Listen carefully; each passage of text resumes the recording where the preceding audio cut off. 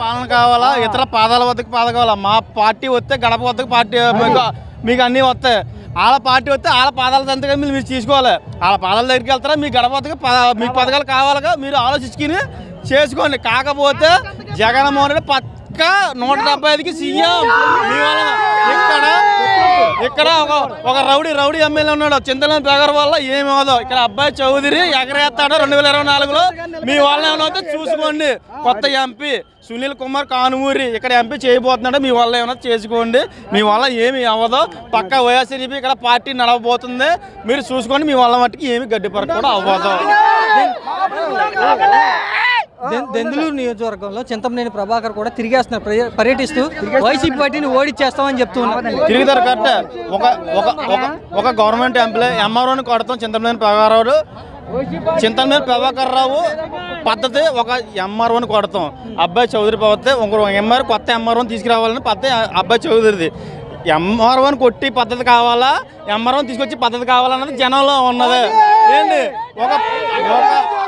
ఒక దళితులు రాజకీయం పలికిరాలన్నది చింతలేని ప్రకారం. దళితులే రాజకీయంలో పనిచేయాలన్నది జగన్మోహన్ రెడ్డి ప్రభుత్వం అధికారం. దళితులు కావాలా, దళారులు కావాలా అన్నది విచారణ చేసుకోవాలి. మాది పక్కా 175 కొట్టబోతున్నాం. మీ వల్ల గడ్డిపరకు అవ్వదు. కూటమిలో 160 సీట్లు మాకు వస్తాయని వాళ్ళు చెప్తున్నారు. మరి కూటమిలో చంద్రబాబు పవన్ కళ్యాణ్ చంద్రబాబు కాళ్ళ దగ్గర పడ్డాడు కానీ చంద్రబాబు వచ్చి పవన్ కళ్యాణ్ పడలేదు. ఇప్పుడు కూడా పవన్ కళ్యాణ్ ఎన్ని సీట్లు పోటీ చేస్తారో కూడా చెప్పలేకపోతున్నారు. కానీ మేము 175 పోటీ చేయబోతున్నాం, గెలబోతున్నాం అని మేము చెప్పబోతున్నాం. వాళ్ళు చెప్పలేకపోతున్నారు. అక్కడే ఓటమికి గెలుపుకి మీరు ఆధారం తీసుకోవాలని మేము లేక చూస్తున్నాం. మేము సిద్ధం అని వైసీపీ పార్టీ వాళ్ళు చెప్తున్నారు. మీటింగ్లు పెడుతున్నారు జగన్మోహన్ రెడ్డి గారు. జనసేన పార్టీ వాళ్ళు కూడా మేము సిద్ధమే అని చెప్తూ ఉన్నారు. మీరు మీ పార్టీ జెండాలు మోయడానికి సిద్ధం. మా పార్టీ అధికారం చెలాయించడానికి మా పార్టీ సిద్ధం. మీరు పోటీగా రావాలని పవన్ కళ్యాణ్ చంద్రబాబు ఒంటరిగా రమ్మను. మీరు కలిసి వస్తున్నారు. అధికారం మాదే. మీ వల్ల ఏమదో 2014లో కలిసి వచ్చారు. మీ వల్ల ఏమలేదు. 2019లో విడిపోయారు. మీ వల్ల ఏమలేదు. 2024లో కలిసి వస్తున్నారు. మీ వల్ల ఏమీ కాదు. మీ వల్ల గడ్డిపర కూడా కాదు.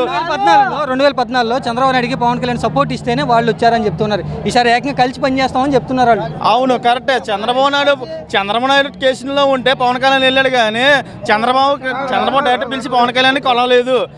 పవన్ కళ్యాణ్ వెళ్ళి కలిసాడు కాబట్టి ఈ రోజు నాడు పవన్ కళ్యాణ్కి కావాల్సిన సీట్లు ఇవ్వలేకపోయాడు చంద్రబాబు నాయుడు. ఏంటి వాళ్ళ పక్క అడిగిన పవన్ కళ్యాణ్ వాళ్ళకి సీట్లు ఇవ్వలేకపోయింది చంద్రబాబు నాయుడు ప్రభుత్వం. లోకేష్ ఒక సోషల్ మీడియా ఒక ఇంటర్వ్యూలో పక్కా చంద్ర సీఎం